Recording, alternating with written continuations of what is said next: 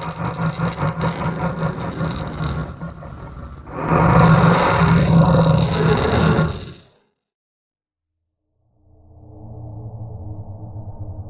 was sitting on the side of the street when I was 8 years old with a bruised knee. I was in a daze and watching the thin lines of cut flesh on my knee become swollen and filled with blood. Truly interesting was how I did not feel any pain at all. It was a numbing feeling that I sometimes still get after waking up from 3 hours of sleep. Almost is like my body hasn't registered had occurred at that moment. The pain was starting to grow, so I left my skateboard still tipped over on its back, and hobbled back over to my house. I was almost there when a gray sedan, metallic and cold, stopped near the road. I recognized it as the car that I ride in every day to get to school, judging by its tattered shape. To be fair, my dad's car was pretty banged up. There were dents on the side and the paint was peeling off, revealing this ugly rusted metal color that made me feel a little queasy. It did not look like a good car at all, more like something that belonged in a junkyard. He never bothered to fix it, which annoyed my mother. Always saying he was going to do it when he had the time, but he never did. The door opened for me and I saw a hand from within motion for me to sit, and my legs, bleeding and fatigued from the pain, made me decide to rest my weary self on the seats. I sat down and tried to find a comfortable spot, when I heard the car squeal as it rumbled at a quick speed on the road, and now that I remember, away from my own house. I looked in the rearview mirror and saw a rather strange sight, a clown's face, makeup, and all, with a red berry nose stared back at me. The clown tried to smile, but he had less teeth than me, so instead he flapped his tongue at me and made his eyes go cross-eyed. I asked him where we were going, and also if he knew my dad, and the clown swerved the car to the side of the road, and reached into his pocket, and pulled out a silver fork. The clown got out from his seat and held the fork out for me to take, and I noticed that the fork was tinged with red and was dripping little dots on my white shirt. The clown winked and went back to driving. I left the fork in the cup holder and watched it twirl whenever the car hit a road bump. The clown would try to cheer me up with little skits that he would perform with his face and his gloved hands, making shapes and circles and little twirls in the air that only made me feel worse. I asked him about my leg, but the clown just sighed and went back to digging into his pocket, and threw a yellowed piece of paper at me. I still remember those words on there, even after the police took it as evidence. But it was an invitation to Frabo's Fork Funanza, one invitation to enter, and on the bottom was a child's handwriting, but it was wiped and blurred like someone tried erasing it. Am I going there? I asked the clown, knowing that the clown wasn't going to verbally answer, and I saw his body shake and his head nodded vigorously. As the car moved, I could hear the distant sound of cars moving away, but the red and blue light slowly coming closer to us. I asked if we were near the Funanza, and the clown still nodded, although his body was tense and rigid, locked in place like car keys stuck in the ignition. The tires rolled against the bumpy road, rolling and spinning. There were loud bumps in the trunk as the car sped forward, loud smacks that sounded like flesh hitting metal, which at that age reminded me of a big package of meat tumbling and rolling in the trunk of the car until it exploded in a big mess. My mother gave me the answer 2 years after the incident on what was in the trunk. She hasn't talked about it since then. I had my seat belt on like a good boy, and the car suddenly stopped moving, and I jerked forward fast, before recovering. The fork was gone from the cup holder, probably thrown somewhere beneath the seats. The clown had its head cradled and looking down, and I thought he was dead, but then he bolted upright and scrambled out of the car. On the side of the road was a dilapidated house now known as the Blood House by the folks here in town, because of the blood that spills from the windows and doors at night, but when I saw it, I saw Fraubo's Fork Funanza written in bright purple on a banner that hung down. The door was open, and I could see other kids going through it with clowns leading them, and egging them on, although they all seemed to disappear when I stepped out of the car. The clown wore a tattered polka dots tie with oversized shoes that squeaked each time he moved, and his hand gripped my hand as he led me into the Funanza. I could see a man dancing at the side of the entrance. I don't remember his face, but I remember he was talking about getting forks, and more children for the fun. Bullshit stuff that I can't remember, but then the clown began dragging me now, forcefully, and I felt my knees begin to buckle with the pain. I went through Fraubo's Fork Funanza when he tossed me through. It was land of wonder and adventure. I can only make sense of the wonders I saw in there, sort of just like perfect paradise mixed with sporadic chaos, something that my mind could process. There were so many clowns in there, all shapes and sizes, moving too fast, moving too slow, tiny, big, skinny, fat, all clowns, all smiling that toothless smile and waving at me with forks in hand and blood trickling down their stomachs. And then I was out of there, out on the streets again. I was dazed. My mind stopping when it realized that the race was over, and then I noticed the police. The car, my parents' car sitting there. They were touching me, the police, prodding me and asking me so many questions. Rush of noise. Sirens. There was an ambulance. My mother looking at me with wonder and amazement, and covering her face with her hands when the trunk was opened. The ambulance drove away, but not the police. They were like overgrown spiders, crawling everywhere, the yellow tape like their sticky webs, roped everywhere. I was at home for a very long time. I got asked questions, many of which I could not answer. My mother 2 years ago confessed that my father had not left us for another family.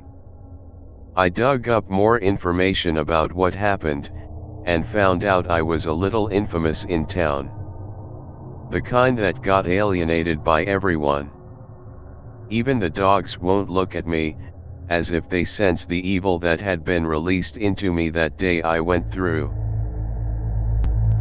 Fraubo's Fork Funanza.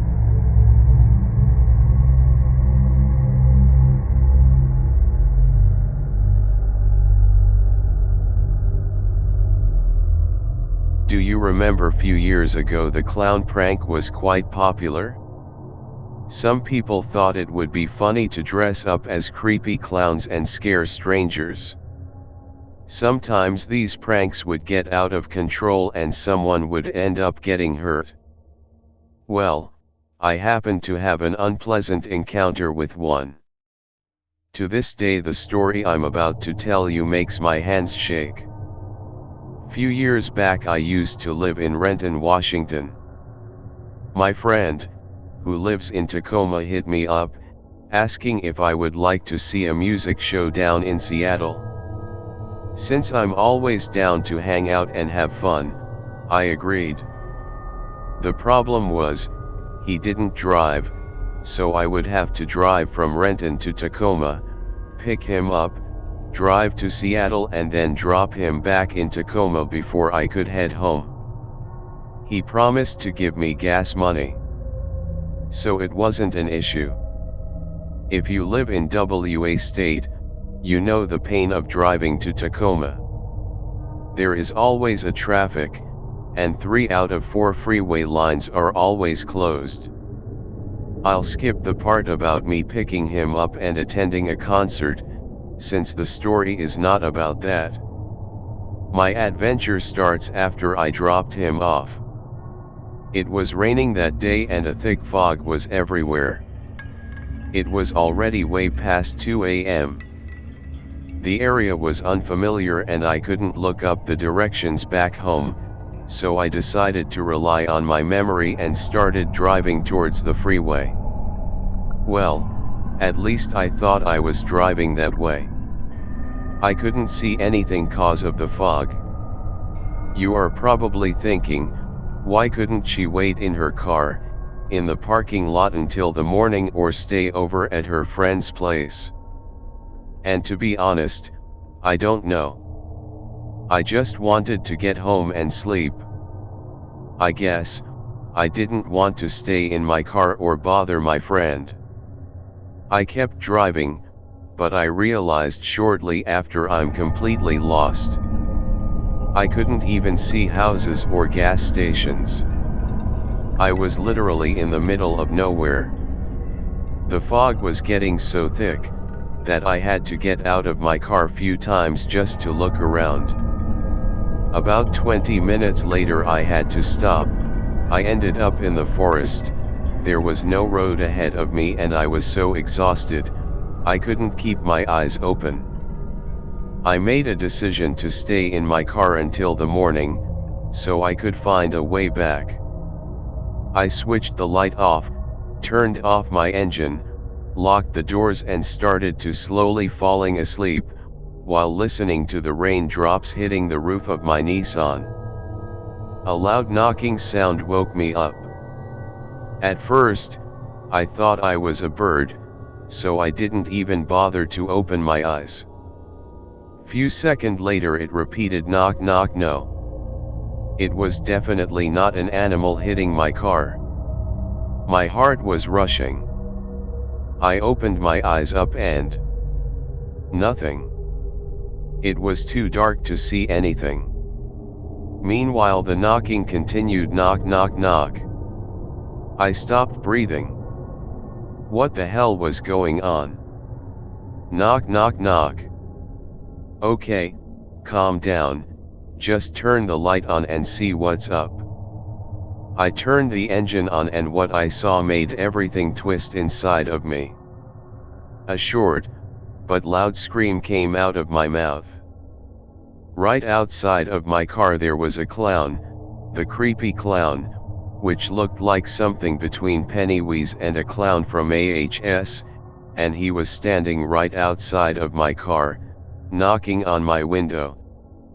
Once he saw me and felt my fear, he raised his arm, and to my horror, he was holding a butcher knife in his hand.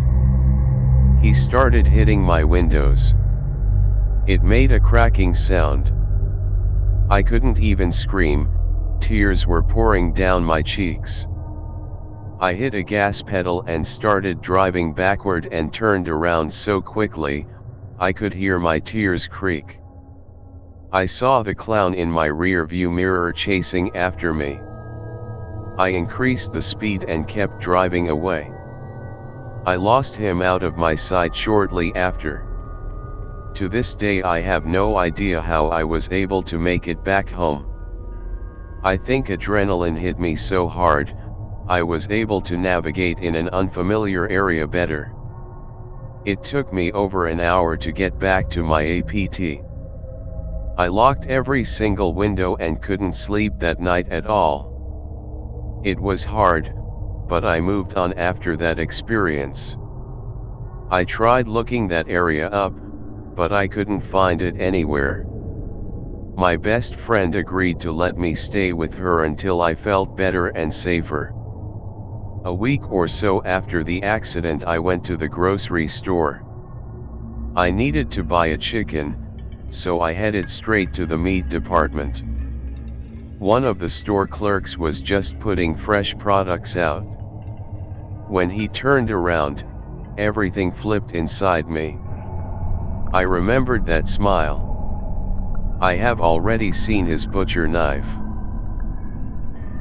He recognized me.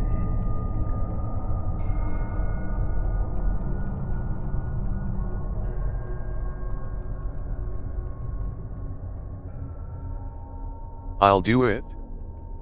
Please let me play. The markers laughed at my pleading offer but agreed nonetheless.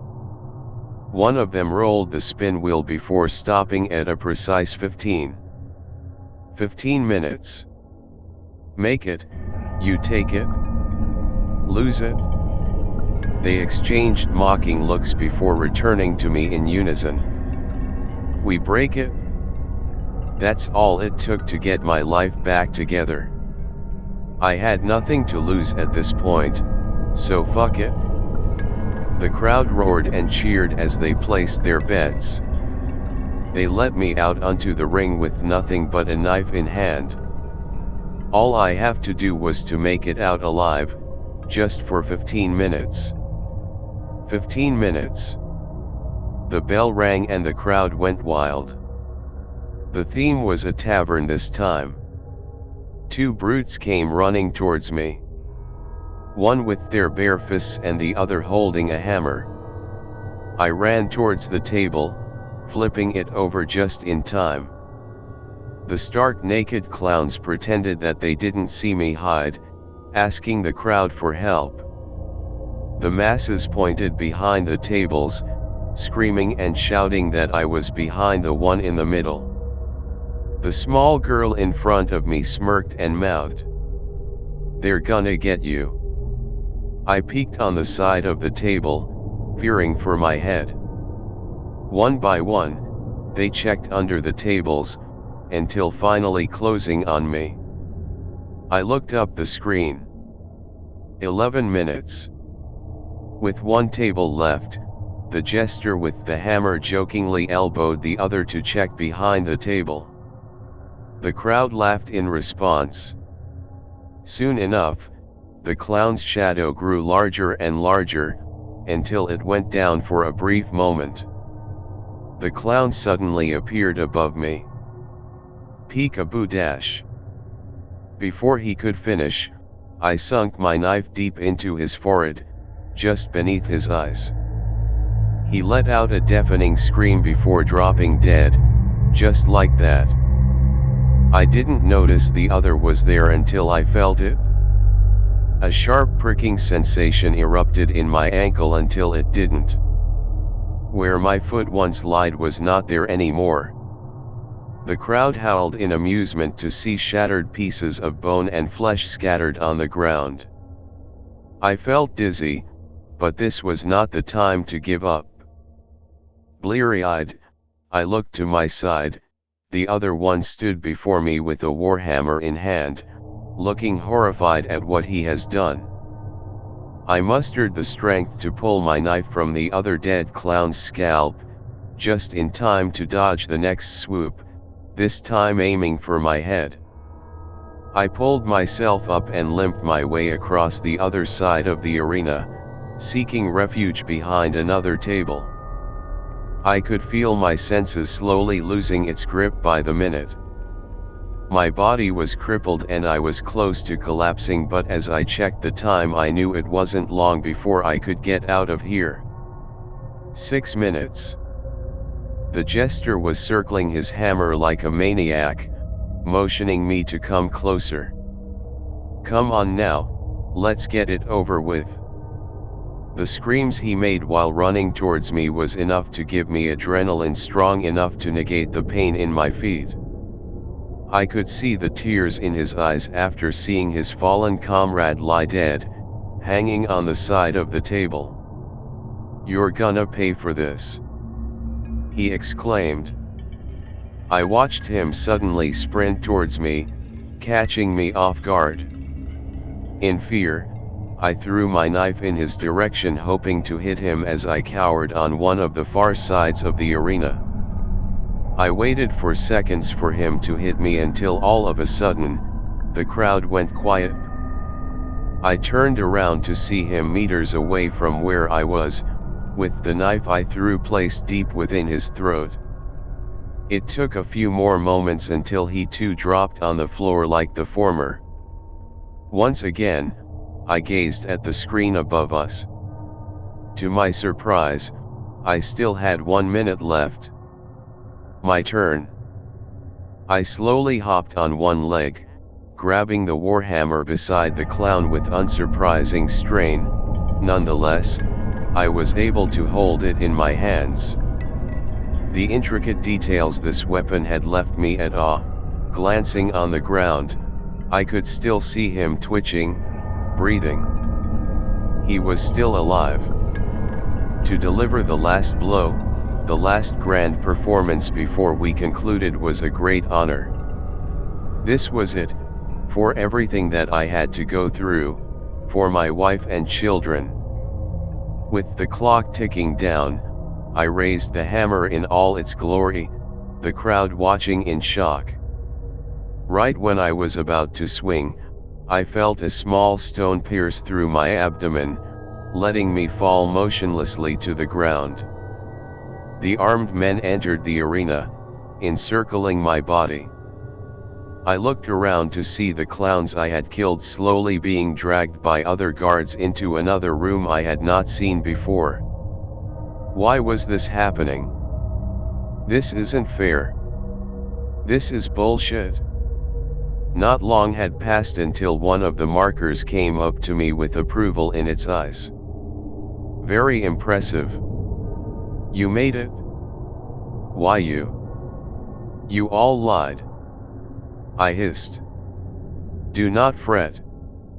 We will uphold our side of the bargain, but know this, the others approve of you. That is why we shall grant you this offer: you may keep the warhammer.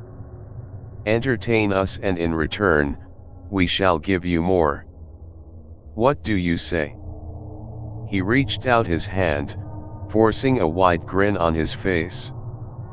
One of the men brought out a stash of $100,000 compiled in duffel bags.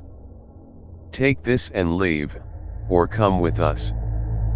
I had initially entered the circus after seeing an application on the dark web. My family was in debt and we didn't have much going for us, but guess what, Audrey? Tell mommy that daddy is gonna come home a bit late. I'll see you both soon.